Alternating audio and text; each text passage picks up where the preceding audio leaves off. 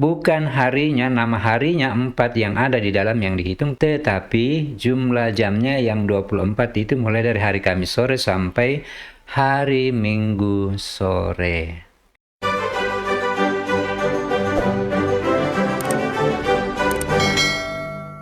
Salve, saudara dan saudari.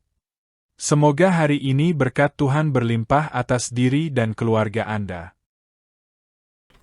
Nah, saudara-saudara, pada kesempatan ini kita akan membahas tentang Pekan Suci sebagai warisan dari Gereja Katolik yang dilanjutkan sampai sekarang. Sekaligus juga saya akan menjawab pertanyaan dari sebagian orang Katolik. Mengapa Tri Hari Sucinya 4 hari? Padahal namanya Tri Hari Suci. Mengapa ada hari Kamis, hari Jumat, hari Sabtu, dan hari Minggu? Nah, untuk menjawab pertanyaan itu saudara-saudara, mari kita lanjutkan. Yang pertama, pengertian tentang Pekan Suci. Setelah umat Katolik memulai masa Prapaskah dengan hari Rabu Abu, maka dimulailah masa puasa dan pantang selama 40 hari. Nah, di bagian terakhir dari masa puasa dan pantang itu, kita akan masuk ke dalam pekan yang namanya Pekan Suci. Pekan Suci adalah periode paling penting dalam tahun liturgi Gereja Katolik, yang dimulai dengan Minggu Palma dan berpuncak pada Hari Raya Kebangkitan Yesus, yaitu pada hari Minggu, yang biasa kita kenal sebagai Hari Paskah.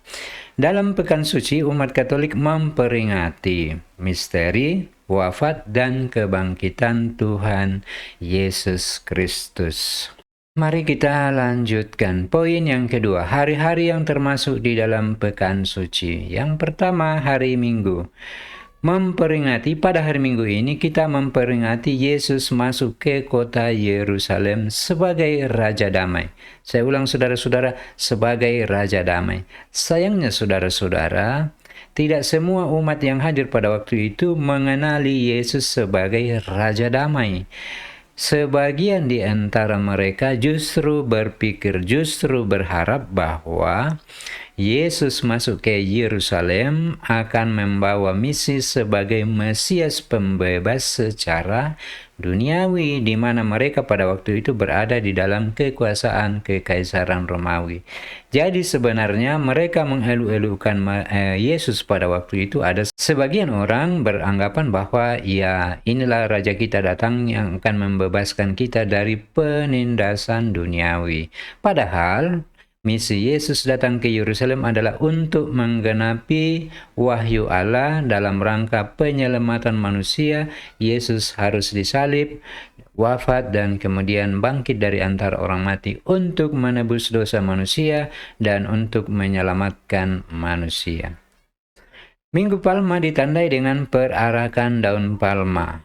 Kalau dilihat di dalam kitab suci yang mengisahkan ini, di mana mereka bersorak-sorai, Hosana, Hosana, sambil mengeluh-elukan Yesus, sambil menebarkan daun-daun palem di jalanan. Pun juga ada kain-kain yang dibentangkan di jalanan untuk dalam rangka menyambut Yesus sebagai Raja Damai bagi mereka, yang walaupun waktu itu mereka memaknainya sebagai pembebas. Padahal sebenarnya kedatangan Yesus itu dalam rangka menebus dosa manusia. Pada Minggu Palma ini, ketika misa di dalam liturgi dibacakan kisah sengsara Yesus Kristus, tergantung dari versi mana dipilih oleh gereja. Liturgi pada perayaan ini menggabungkan sukacita dan penderitaan.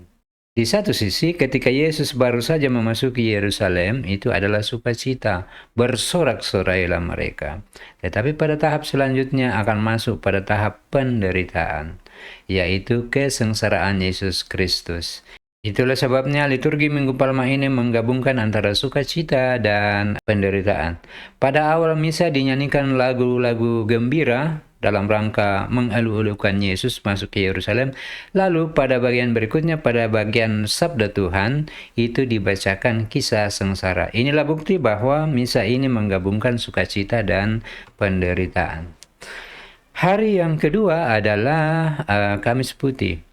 Kamis Putih memperingati perjamuan terakhir Dalam hal ini, dimulainya, dibukanya, diresmikannya liturgi Ekaristi oleh Yesus sendiri, dan permulaan tahbisan imamat yang dicontohkan sendiri oleh Yesus Kristus sebagai imam yang membawa persembahan, yaitu persembahan dirinya sendiri yang dikorbankan satu kali untuk selama-lamanya.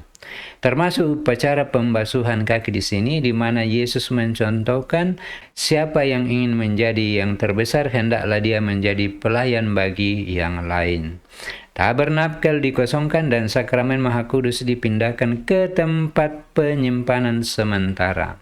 Nah, pertanyaan saudara-saudara, mengapa tabernakel dikosongkan? Pengosongan tabernakel ini adalah menandakan Yesus meninggalkan meja perjamuan dan akan segera masuk pada masa kesengsaraannya. Nah, itulah juga sebabnya setelah tabernakel dikosongkan ini tidak ada konsekrasi hosti sampai pada malam Vigili Paskah. Itu dalam rangka memperingati Tuhan Yesus yang masuk ke dalam sengsaranya. Mulai saat tabernakel dikosongkan, pada jam-jam selanjutnya umat diajak untuk berjaga. Nah, itulah yang biasa kita sebut sebagai malam teguran. Berjaga bersama Kristus yang sedang berjuang dalam rangka proses penyelamatan manusia. Kemudian hari yang ketiga adalah hari Jumat Agung. Hari Jumat Agung ini adalah hari pantang dan puasa total. Tidak makan daging dan puasa total. Ini adalah hari pantang dan puasa total yang kedua. Yang pertama itu adalah hari Rabu Abu dan yang kedua adalah hari Jumat Agung ini. Tidak ada misa kudus pada hari Jumat, hanya ada ibadat sengsara. Jadi sebenarnya saudara-saudara, walaupun pastor memimpin ibadat pada hari Jumat Agung itu, sebenarnya dalam catatan gereja itu bukan misa kudus, tetapi ibadat dalam rangka memperingati sengsara Yesus. Nah, pertanyaannya, mengapa tidak diadakan misa kudus yang ramai itu? Karena kita dalam rangka solidaritas dengan Yesus, di dalam rangka menyelamatkan manusia. Karena pada hari Jumat inilah Yesus akan wafat di atas kayu salib.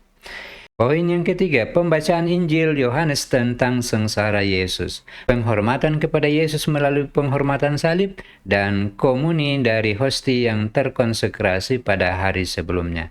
Hari Jumat tidak ada konsekrasi hosti kudus. Kemudian bagian D adalah hari Sabtu Suci, yaitu hari sunyi. Masih sambungan sebenarnya, pada saat hari Sabtu pagi itu masih sambungan dengan hari Jumat yang kemarin, di mana Yesus sudah wafat dan sedang berada di dalam perut bumi, sedang berada di dalam kuburan. Gereja tidak mengadakan sakramen apapun di pagi hari, kecuali pengurapan orang sakit dan dalam keadaan darurat. Umat diajak untuk berdoa dan merenung. Lalu kemudian pada sore harinya, ketika matahari sudah terbenam, diadakanlah Vigili Paskah. Istilah Vigili ini berasal dari bahasa Latin. Vigilia artinya berjaga, berjaga malam, waktu malam sebelum perayaan besar. Ini mengacu pada kebiasaan orang Kristen awal berjaga dan berdoa sepanjang malam menjelang hari-hari raya besar. Kemudian yang kedua ada Paskah, dari bahasa Latin Pascha juga, atau dalam bahasa Ibrani ada Pesa, artinya hari raya kebangkitan Kristus. Jadi sebenarnya saudara-saudara, Vigili Paskah itu adalah berjaga-jaga sambil menantikan kebangkitan Kristus pada saat subuh harinya di hari Minggu. Pada saat Vigil Paskah atau malam kebangkitan Kristus dimulai dengan upacara lilin, liturgi Paskah, liturgi baptisan, dan liturgi Ekaristi. Ini upacaranya biasanya yang paling panjang, Vigili Paskah. Malam ini juga adalah pusat dan puncak dari seluruh tahun liturgi. Pada malam Vigili Paskah ini biasanya sudah diadakan tentang pembaharuan janji baptis sebagai murid-murid Tuhan, memperbaharui hidup kita dan memperbaharui janji baptis kita kepada Tuhan. Selanjutnya, saudara-saudara, pekan suci itu akan ditutup dengan Minggu Paskah, perayaan Minggu Paskah sebagai kelanjutan sebagaimana telah dibuka pada malam Vigili Paskah. Minggu Paskah dimulai dengan Vigili Paskah Sabtu malam dan mencapai puncaknya pada Misa Paskah hari Minggu. Itulah saudara-saudara tentang pekan suci di dalam gereja Katolik. Lalu pertanyaan berikutnya, apakah tujuan dari perayaan pekan suci ini? Pekan suci mengajak umat untuk satu, masuk lebih dalam merenungkan tentang misteri keselamatan melalui doa, retret, dan liturgi. Mengikuti Yesus dalam jalan salibnya menuju kebangkitan. Kemudian yang ketiga, memperbaharui komitmen sebagai murid Kristus. Itulah yang diwujudkan di dalam pembaharuan janji baptis. Nah, sekarang ini berkaitan dengan pertanyaan tadi. Hari suci, kenapa 4 hari? Hari suci Paskah atau Triduum Paschale adalah 3 hari suci dalam liturgi gereja Katolik yang mengenang misteri sengsara dan wafat serta kebangkitan Kristus. Ini adalah puncak dari tahun liturgi. Kebangkitan Yesus itu adalah puncak dari iman Kristiani, iman orang Katolik, atau kepenuhan iman tentang keselamatan manusia. Nah, kembali ke pertanyaan tadi. Mengapa hari suci itu ada 4 hari di dalamnya? Kamis Putih, Jumat Agung, Sabtu Suci, dan Minggu Paskah. Jadi begini saudara-saudara, perhitungan 3 hari itu adalah bukan 3 nama hari yang ada di dalamnya, tetapi perhitungan jam yang menghitung 24 jam yang terdapat di dalam 4 hari itu. Jadi perhitungannya begini, dari hari Kamis jam 6 sore sampai hari Jumat 6 sore besoknya itu adalah 1 hari, tetapi ada 2 hari di dalamnya, yaitu hari Kamis sore dan hari Jumat. Dari hari Jumat jam 6 sore setelah matahari tenggelam sampai Sabtu sore setelah matahari tenggelam, itulah 24 jam yang kedua.